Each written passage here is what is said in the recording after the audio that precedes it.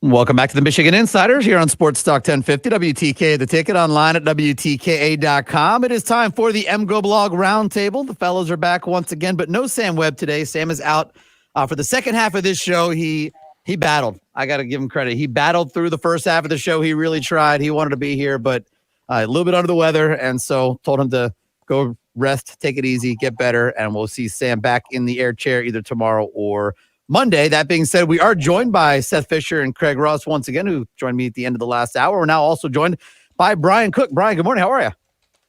Good. Great to have you here in the show. All right, guys, let's jump in. We're going to talk about softball seating. We talked to Hutch about this a little bit, and it would be kind of cool to watch the show, the selection show. Now, not with the results, but the selection show. They hung out at Alumni Field. They sat behind home plate, and they put it on the big screen.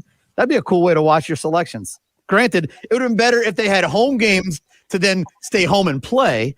So they're out in Seattle. Craig, I'm going to start with you on this one. Your thoughts, the clean version, please. Your thoughts on the Wolverines being sent away to Seattle, not getting a home regional here in Ann Arbor.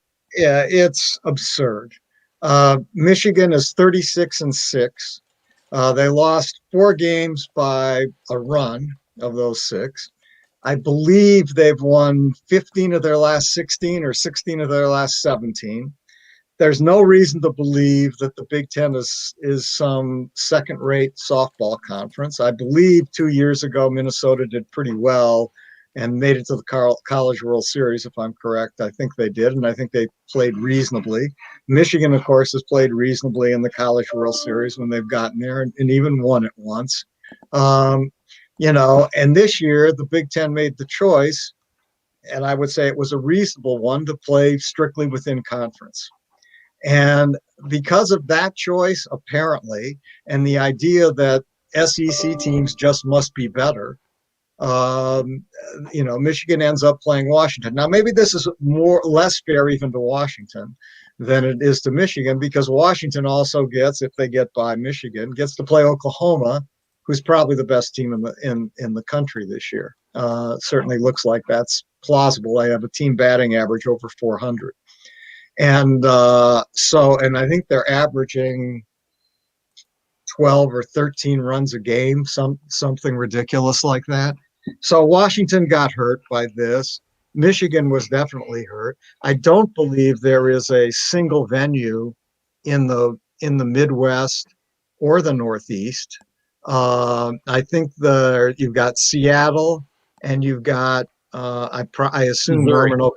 You have Missouri, and I think everything else. Norman's, I think, the third most northern venue.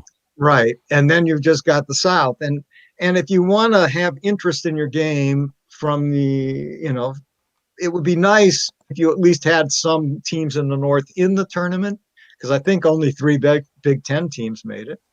And it would be, and I don't know how many SEC teams. I think 7 SEC teams have home venues, which is more than there are Big Ten teams in the tournament. And if you want the interest to be national, you've got to take the game more seriously than this, and they're not. Why I've been arguing on this show and other places for some time that the Big Ten and teams in the North, Northeast, should get out. They should get out. They should form their own softball and baseball leagues, play in the summer when the game's supposed to be played. Instead, for whatever reason, the Big Ten is kowtowed to the SEC and the Southwest teams, and they play the games in February and March, which are incredibly expensive for the Big Ten teams. The hotel bills, the travel costs are enormous. And there's no reason for it. You can make money on these sports. You can keep the interest on these sports. Instead, and pay the players. Whatever. You can play baseball with wooden bats, which scouts would love, and there's no reason for this. And I talked to Bill Martin about it, and and before he retired, he came to me and said, "Look, you're right. This is nonsense. We'll get out. We'll get out and just form our own leagues." And then he left. Let me put it that way. and there's been no interest since. But Didn't Bakic introduce some sort of plan to move everything back that even some SEC schools were like, yeah, this is something that will make our game more profitable and more viable, because especially in the coronavirus era, like having your sport be a break-even enterprise is suddenly a much bigger deal. Sure. So, like, I thought there was some at least talk about it, if not movement, on the baseball side of things. There has been talk, but I don't think there's been any movement. But yeah, there's no. And the other thing is, from the Big Ten or the Midwest schools' point of view, you play every game on the road. You play, you're playing every game in Texas or California or Florida against schools from that area or those schools themselves. How about this? If the NCAA is really serious, let's have Texas come up and play a game against Michigan in February, at Fisher Field. You think that's going to happen? They're going to appreciate the absurdity from that from moment one. And so this makes no sense. It makes no sense that teams in the Midwest and the Northeast, have put up with it, and yet here we are still doing the same thing. So we got a message from Kurt, who said the proposal, one that Bakic says is aimed at making college baseball more financially sustainable, suggests the season begin the third week of March with the NCAA tournament beginning in July and culminating in a mid-July College World Series. Now, I will tell you, it will be roasting in Omaha, Nebraska for that, but I'm all here for it because it makes sense, right? You basically start the baseball season as March Madness is winding down, and you can build up more interest in baseball season, especially up here. You can play baseball in July. I've seen it happen. It's fine. Yeah. I mean, it's hot out. You can play. You play more. America shuts down in July. Yep. You can be on the dirt in 100-degree heat. It's not that bad. I've seen it done. I mean, it's about the corruption. It's really just about the teams down there who got control, did this purposely, and been moving it back purposely because they don't want to have to compete with northern teams. You shrink the pool of teams that it's viable to go to, and that helps their programs. And the NCAA has been controlled by this cartel for a long time now, and we saw it take place in the seating here. I think Angelique put an article out this morning talking to the guy who is the director of the committee, who, by the way, is from North Dakota State. But he, but she asked him, like, what did you guys make these decisions on? And he said, the Big Ten played an all Big Ten schedule, and we really wanted to reward the SEC for going out and playing harder non-conference teams. Well, it's during a pandemic. There's a reason why the Big Ten didn't play other non-conference. So they punished the Big Ten for trying to protect their players and trying to protect their universities and their communities from an international pandemic by I think they chopped about half the Big Ten teams that should have been in the tournament out of it, right? They only got 3 teams in. Right. And, I mean, Michigan's seeding... Michigan was ranked, I think, number 20 in the national polls, and they have 16 spots. So, I mean, I understand Michigan not getting a regional. I think that I agree that, like, if you're looking at it and you have the number 20 team is the best team and they didn't play anybody outside of the conference, I think that there's more than enough there to say, okay, at least we need to have one Midwest regional, right? But I understand Michigan not making it. Washington really got hosed, and anyone, including Michigan, in Washington's bracket gets hosed, because I think they were number 5 or 6. Yeah, the last poll that had them, I think it was number 5. Michigan had fallen from, I don't even know how this happened. They fell from 18 to 20 in the last poll, even though they won all their last games. One of the things that Michigan has what allows Michigan every year, because a lot of times they do start in that range, in that mid-teens to low teens or 20 when the polls first come out, but then they open the year and play Florida and they beat them, or they play LSU and they beat them, or they play UCLA and they beat them. They end up with 3 or 4 wins over really big teams from the South or the West. And by the time as Craig was talking about, the ridiculously expensive portion of the season is over, you come home and you're now in the top 10 because you've had those games. They didn't have those games. But as you said, very well. And Georgia got a regional. They weren't even ranked. I mean, it was It was the Cartel, and the Cartel was using the fact that they had their that they played all of each other. It's the same, circle talk that you get all the time from the SEC in BCS rankings and playoff rankings and stuff, right? Like, we're the toughest conference because we all played each other, and really when you go look at them, they're all 9-7 against each other, and then they don't do nearly as well in the postseason. And it's infuriating because they left certain teams out. It's infuriating because they bunched a lot of teams outside of their region so that they can guarantee that a lot of SEC teams are going to make it far in the tournament before they have to play anybody. And who knows? Maybe this is the straw that breaks the camel's back, that the Big Ten and Pac-10 or 12 are going to finally get together and say, that's enough. This is just way too much. But the Pac-12 has, USC and Arizona in it, and they love being in the NCAA. So I don't know how much they're going to, I don't know if they can get a consensus. But I know Washington is even more furious than Michigan because they were number 5 in the country and they got the 16th seed. Not only do they have to play Michigan and then they have to play Oklahoma next. It was absolutely ludicrous. It's probably hard to get consensus in any of these other leagues to join the Big Ten because the Big Ten are all northern teams, right? But yeah. The Pac-12 is a mix. The ACC is a mix. The Big 12 is a mix with mainly southern teams, and obviously the SEC is all southern teams. So there's no other power league built like the Big Ten to have all northern teams to help get you with consensus. It doesn't seem like the Big Ten really wants to play nice. Plus, and I'll throw this to you, Brian, the Big Ten and the Pac-12 are talking about being the conferences that try to spearhead this. Aren't these the ones with the two the least experienced commissioners that probably don't have any clout within their leagues or within their brethren amongst the other conference commissioners? How would those leaders that have PR nightmares behind them now would even orchestrate this? Well, I mean, I think the thing that Bakic's proposal did is it looked at attendance for SEC teams, and when they're playing in February and March, those are often day games because night games are unpleasant, even on a Friday. And so their attendance goes up as the season goes along, because as the season goes along, once you hit April and May, there's not really a whole lot going on right now on a college campus. But in February and in March, there's a thing called March Madness.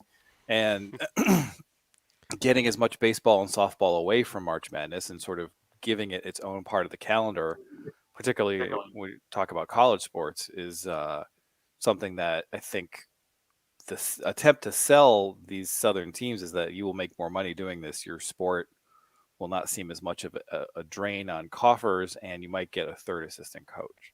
And so I don't know if that's a commissioner issue or not. I think it's really just convincing enough teams that live south of the Mason-Dixon line that this is good for their bottom line, and that's good for the sport, even if it makes some additional teams more viable. And I don't think we're going to see a sea change in what baseball is in this country, even if this is adopted. So the SEC is always going to be the power conference, and the Big Ten is going to try to scrap and get some teams in. And I don't think that the SEC teams are going to be operating under the assumption that this is going to really hurt them.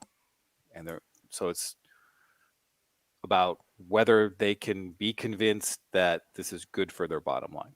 And I don't know if the commissioners are going to do that or not. I think it's more of coaches, ADs level kind of thing. Well, on the baseball side, it'll take about 2 years for the SEC to decide what the Big Ten has done is right, if the Big Ten and other schools would leave. And here's why. One, they'll make money. Because if you went down to Fisher Stadium, if there was a game against Ohio State or Notre Dame or Michigan State on a Friday night and Saturday night in the summer, that selling beer, that place is going to be packed. They're not going to sell beer. Why would they sell beer at a baseball game? Because you can make money. Because you make money selling beer. They don't sell it at any who cares? Sell it.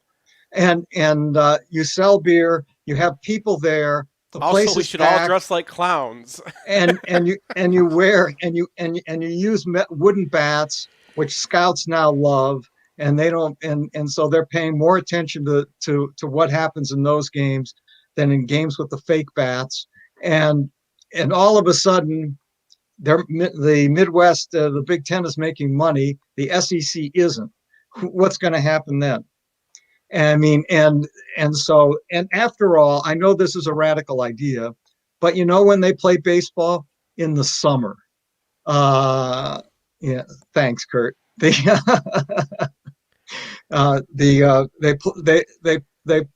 in the summer. It's called the summer game. It's not called the January and February game and March game. And so this is, Remember who you're dealing with. The SEC will absolutely cut off their nose to spite their face. They do it in every single sport. They're the mob. Yeah. They're not gonna. I think that Brian's correct that you can show them and say, look, you're hurting your bottom line. But I think the smart ones already knew that they were going to hurt their bottom line by doing this. But they knew what's going on campus. They live on campus. They know what basketball is happening.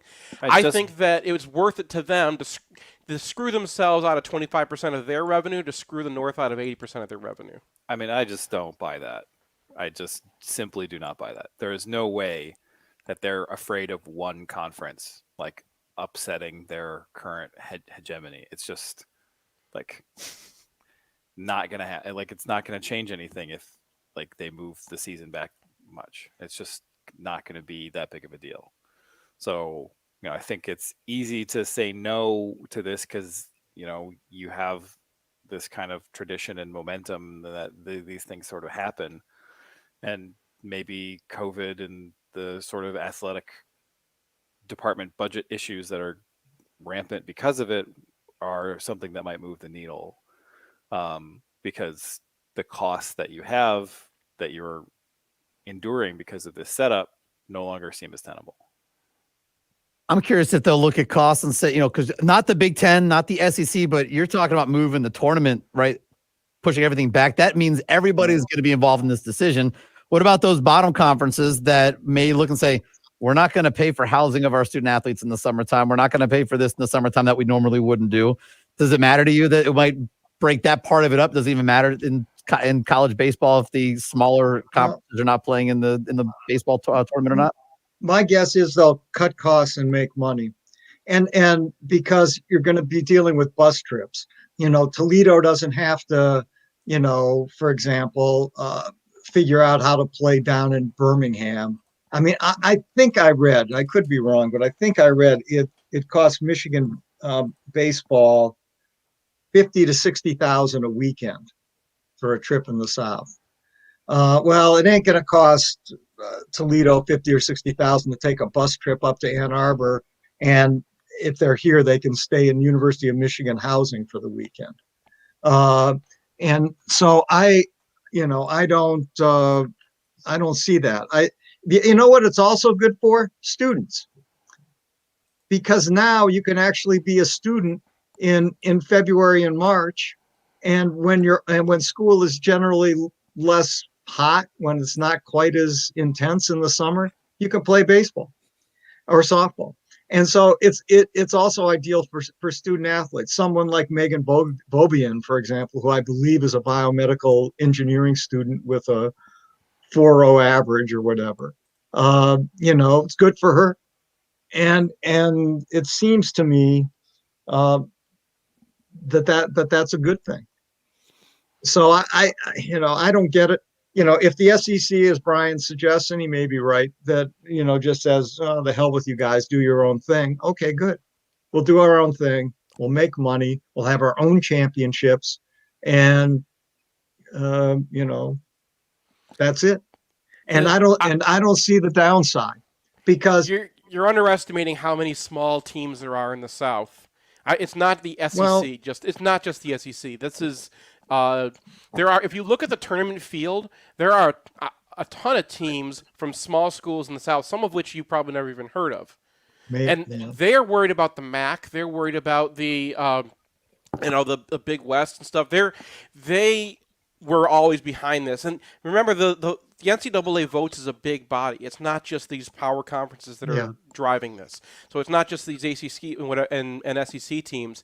These South Alabamas, UNC Greensville, and all those schools are the ones who are pushing this as well. And that's where a lot of the momentum comes from. And when I say that they're a cartel, it's like those schools, they know what's up. They know how few people are going to come and watch a game at any time. And they know that as long as they're competing and they're getting into the playoffs, that's the only thing that matters to them. And if there's a larger field, if there's 100 viable teams instead of 50 viable teams, then they're the ones who are going to get put on the outs. And that's why they're behind this stuff. All right, guys, we're going to step aside, take a break. We have more of the MGoBlog Roundtable on the radio to continue. On the other side of the break, we'll continue online on Ticket TV. We are streaming live on Facebook, on Twitter, and on YouTube, but we'll continue on the other side of the break here on the radio on Sports Talk 1050 WTK, The Ticket. By the way, I think Hutch just killed it in recruiting for next year. I don't know if that's something any of you guys have looked at, but she's got 5 kids coming in, and on the recruiting site that looks at this, their number 8, 16, 26, 44, and 101. And the 101 kid is only 101 because she plays in Monroe, Michigan. And she's almost a 600 lifetime hitter with all kinds of speed. And so they really have killed it on the recruiting front. I don't know. Maybe you guys know in terms of what players are eligible to come back. Everyone is eligible for they all got the COVID shirts last year. So they were, the ones that took the extra year already obviously are going to be gone. Like, so Thais Gonzalez, she's already used her extra year, but everybody else gets an extra year of eligibility. It's a matter of we're going to get another year of Bobian. But the difference is now and I believe this is going to be the case across the board, that the scholarships won't be any scholarship exemptions. I believe they have you get the 1 year for basketball. This year coming up is going to be a scholarship exemption year for basketball. Yes. But after that, you have to be with your 13. You have to have your number. I don't know. This is the year exemption for softball. This is the year we're in, is the scholarship exemption year for softball. I don't know if they're going to extend it for another year or not.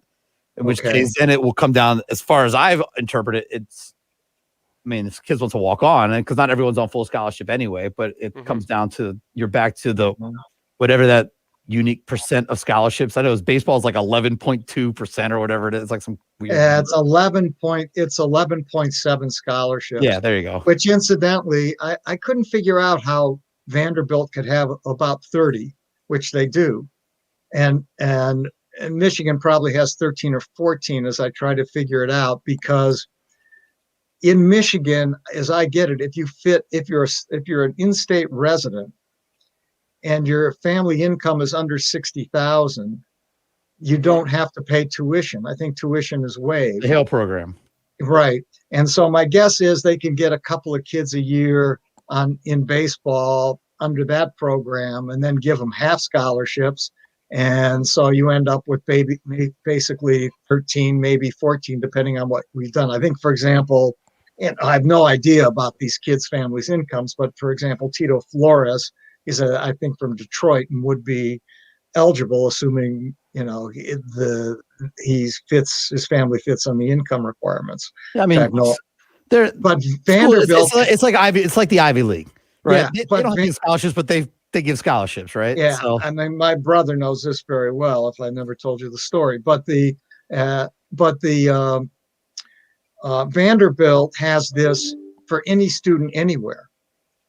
And it's not just tuition, it's all costs of attendance.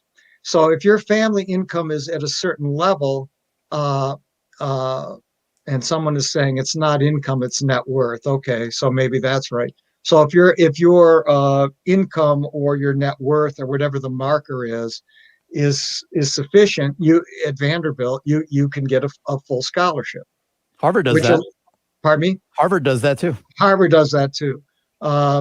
And that's basically how my brother played football at Cornell with no cost.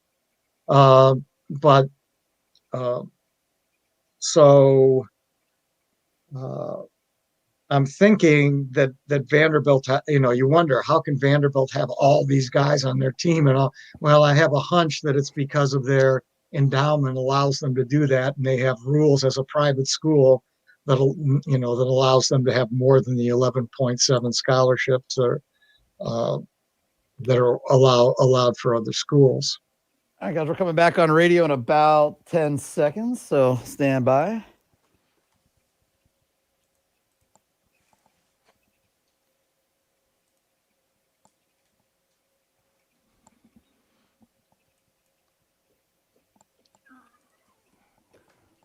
Welcome back to the second half of the MGoBlog Roundtable here on the Michigan Insider on Sports Talk 1050 WTK, the ticket, online at WTK.com, and also on Ticket TV. We're streaming live on Facebook, YouTube, and on Twitter.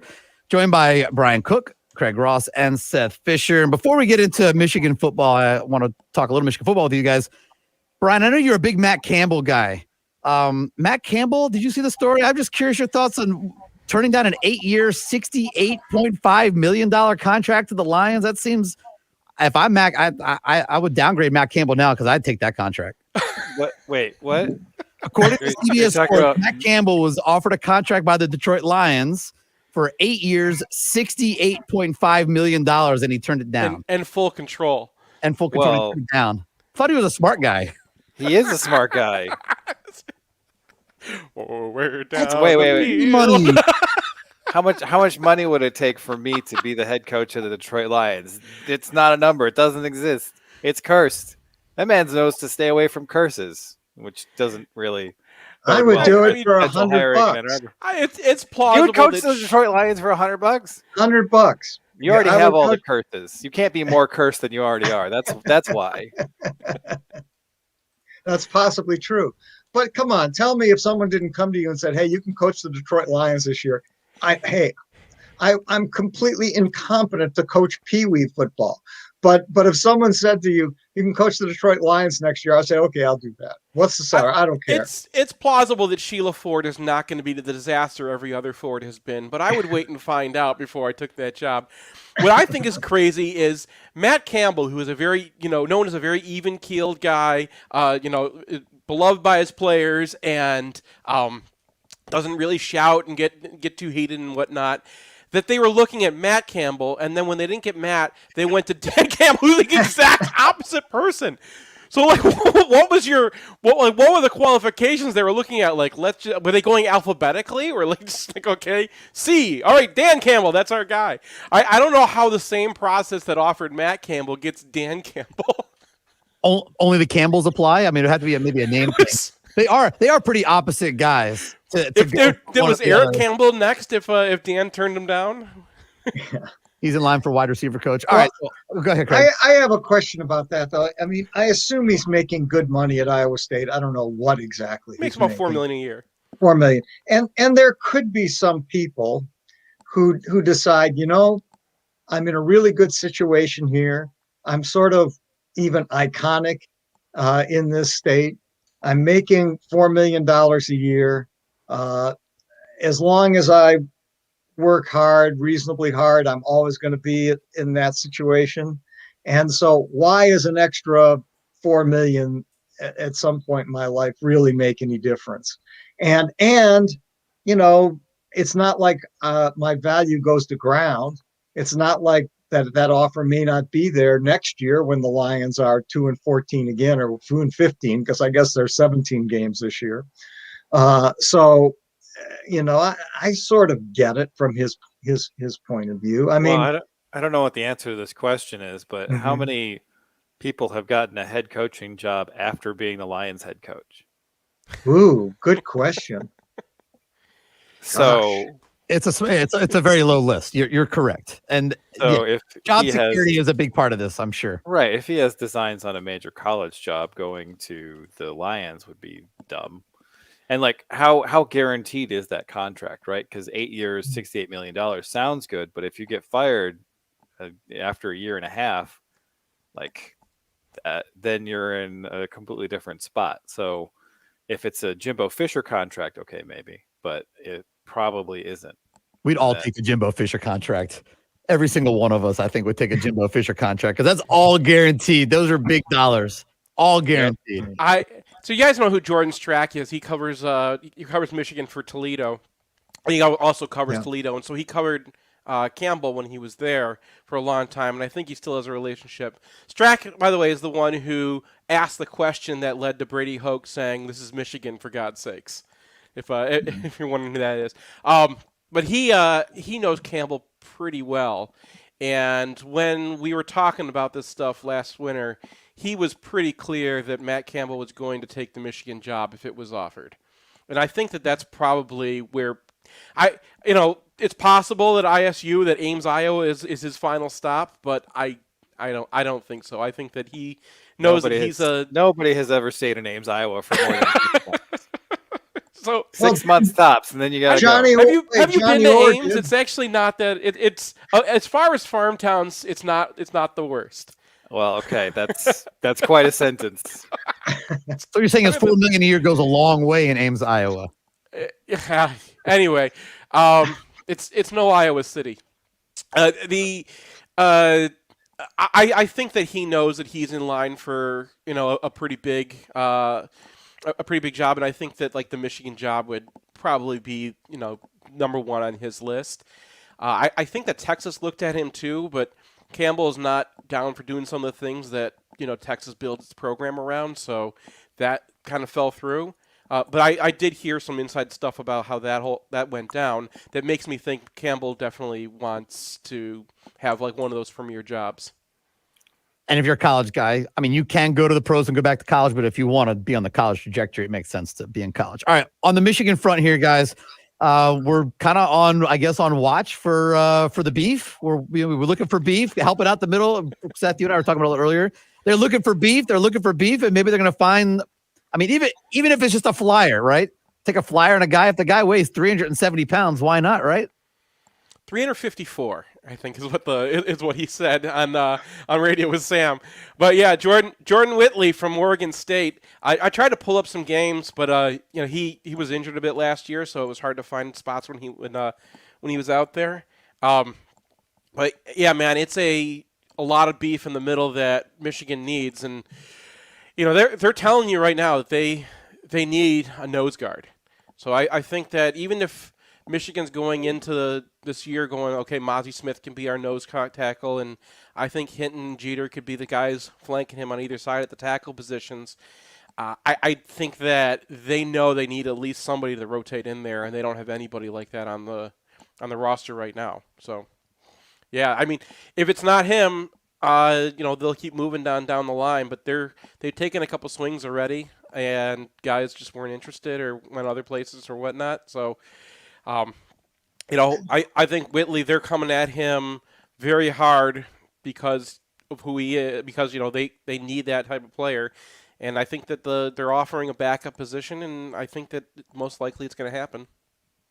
So, do you guys perceive that Michigan or the new defensive coordinators are moving to a 3-4 with a two-gap guy on the nose? I mean, is that? Yes, that's what this all means. They're multiple.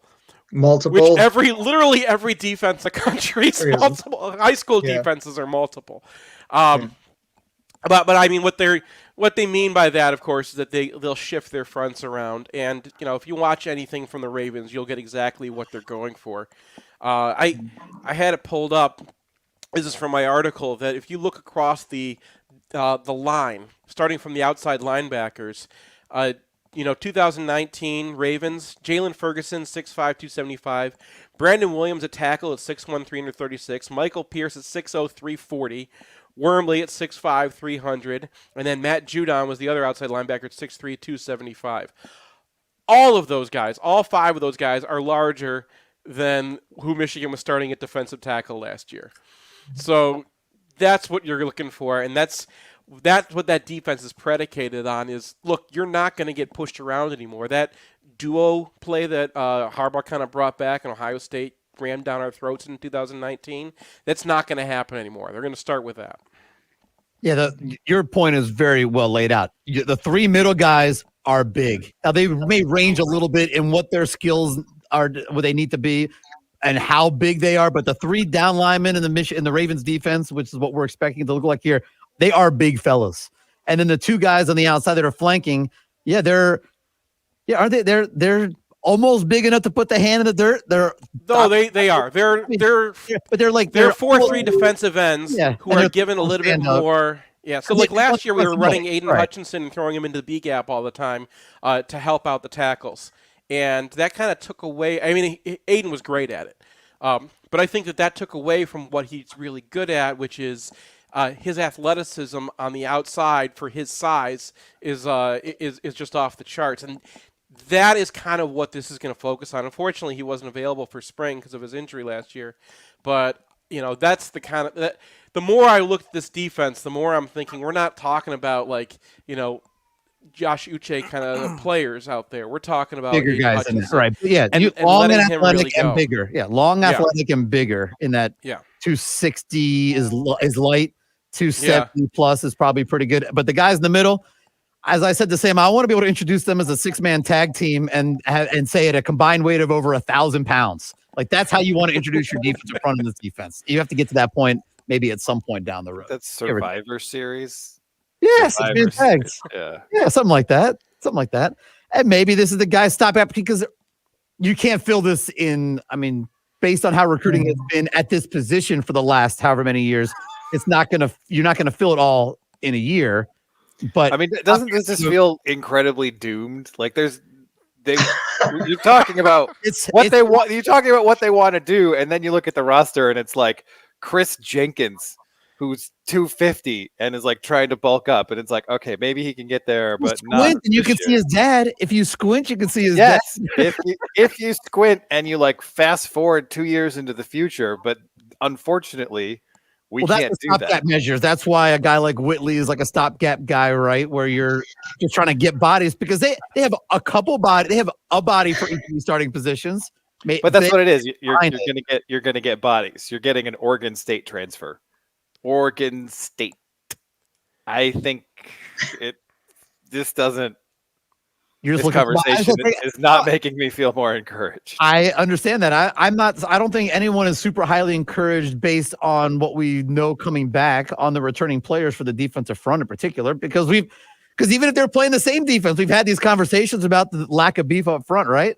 Yeah. The fact is, if they try to run Don Brown's system again next year, they're going to have the same personnel problems they had last year.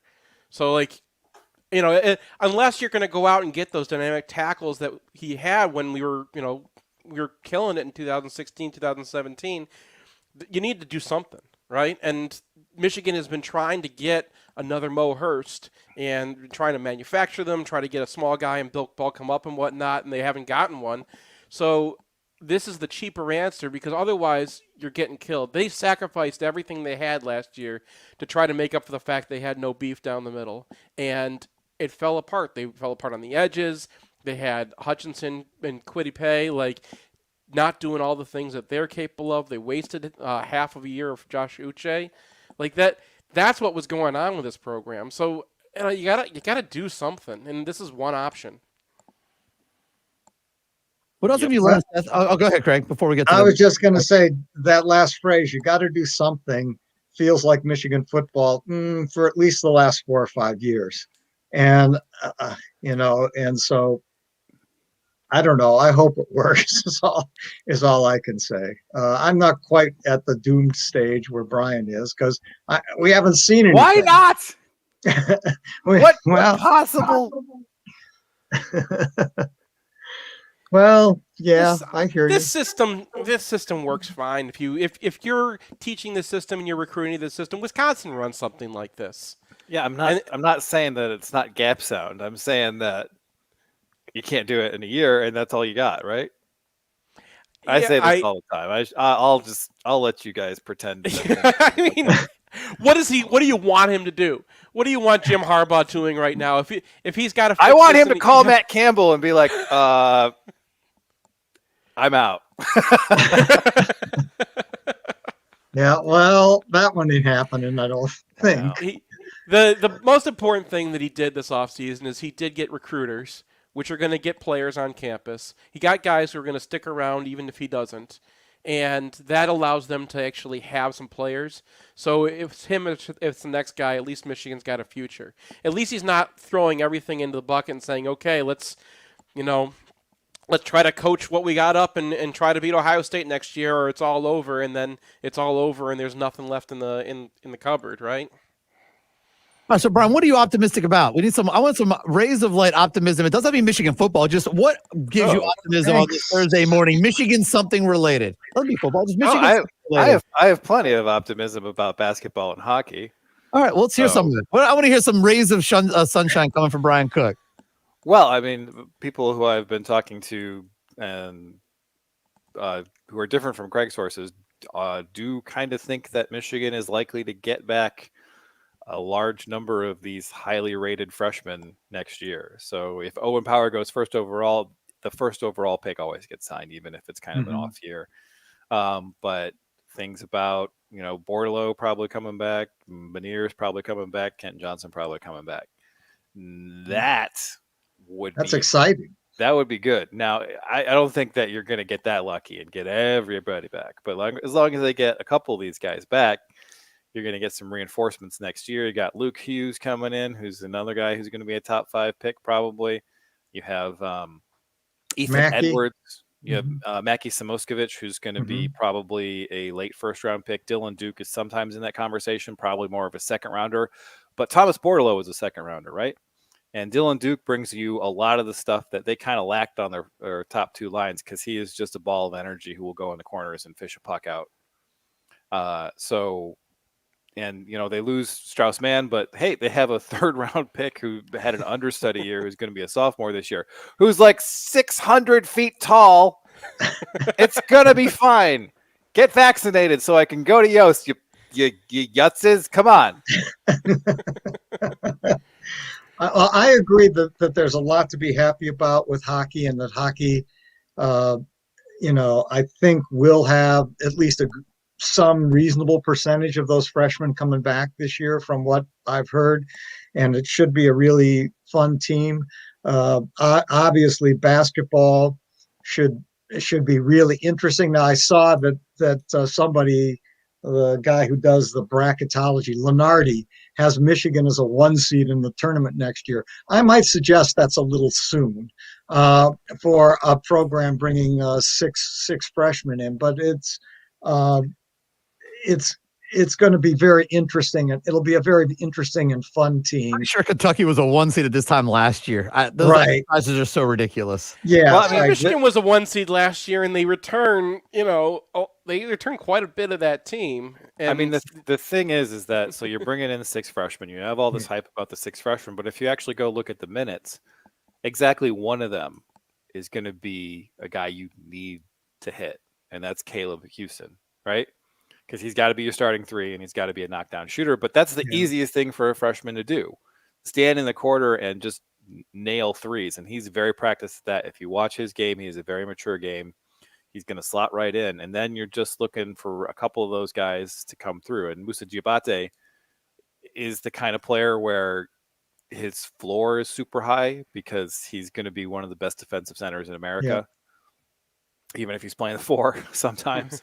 And so, it's not going to be a Kentucky situation where you're walking in and you're like, you don't know where your usage is coming from. You don't know if, I think it's BJ Boston is just going to completely fail to translate to college. You have Hunter Dickinson. You have Eli Brooks. You have Brandon Johns. And then we don't know what we're going to get from Brandon Johns exactly, but, he's going to be a solid Big Ten 4. And so you just need to plug in a couple of pieces around him, and then you've got a team. So I don't think the Kentucky Duke stuff is the way this season feels, even though Michigan has the best recruiting class in the country. Yeah, I tend to agree with that. And I'm also really super optimistic about Kobe Buffkin. I heard an interview with him, and it was so smart, talking about how, he knows what the weaknesses of his game are. And he's doing nothing this summer but shooting with his right hand. Wait, what? And like around the basket, you mean? All over. He's working on his right hand. He's a lefty. He doesn't need to. That's right. He's a lefty. And when I hear a Why lefty would you saying, shoot with your weak hand? because the more you shoot with your weak hand, the better of a basketball player you are. Look at Iggy Brazdeikis. Now, he was actually a righty playing left-handed, but he, that's a skill that's immeasurable. And I hear Hunter Dickinson saying, yeah, I'm working on my right hand. I'm working on my right hand. Okay, but like around the bucket is different. Yeah, around the basket. But for Kobe, it's going to be taking it to the rim with his left hand, dribbling with his right hand, his offhand. And I love his game. The more I've looked at him, the more I love his game. And so I'm, but to call them, to put them in at a 1 seed now is absurd. To put anyone maybe at a 1 seed now is an absurdity. I'm I going just to wanna put Gonzaga in there, I think. Maybe Gonzaga, yeah. They And got Chet too, didn't they?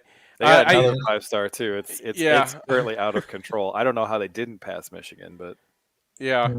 But yeah, I just want Buffkin stapled to John Sanderson this summer. Like that, he's a little bit wiry for me right now. he's wiry, but he's not. I saw him playing with some NBA guys. He's not weak. He look at Jalen. When Jalen came in, Jalen was skinny as all get out. He was not weak. And actually there's some, except for the fact that Buffkin has an actual jump shot and Jalen never really did. They are, and Buffkin is obviously 4 inches shorter, but they're kind of similar guys when you look at them, and in terms of their games. You're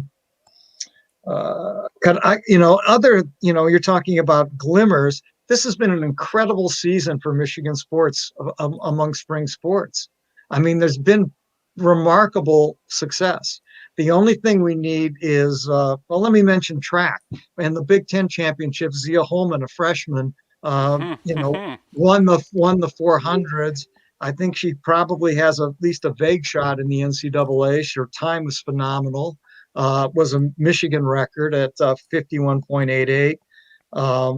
And she's a meme. I know you're not on the internet, Craig, but I don't know. The video of Zia, passing everybody to win that race. Indoor. Yeah. I've seen that. It's remarkable. It keeps popping up in coaching circles all the time because they're always looking for some sort of super motivational whatever. And they won. Andrew Liskovitz 65-7 was first in the Big Ten shot put. And I'm going to blow her name, but it might be Aurora Ringda, won the 800 meters easily, and just killed it with a phenomenal time. And she's a sophomore.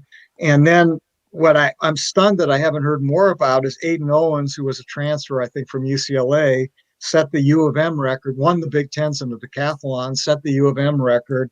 And it's the number 2 score in the NCAA this year, number 2 in Big Ten history, the 5th highest score in the world this year.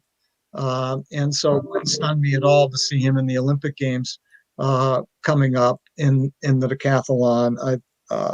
Depends, I think, what happens with him in the NCAAs, but what he did was just phenomenal.